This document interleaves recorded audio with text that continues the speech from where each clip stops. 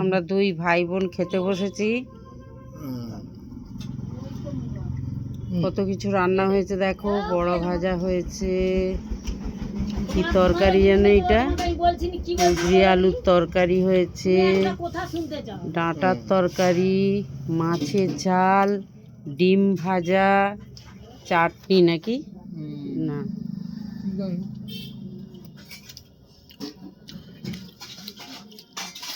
অনেকদিন পর আমরা ভাই বোনে খেতে বসেছি দেখো।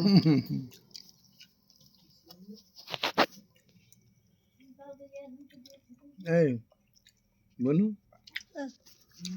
আরে বাবা এতগুলো ভাত খা না।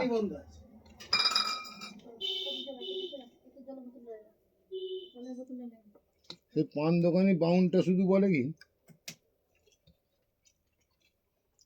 আমার জন্য একটা মেয়ে দেখলেন না।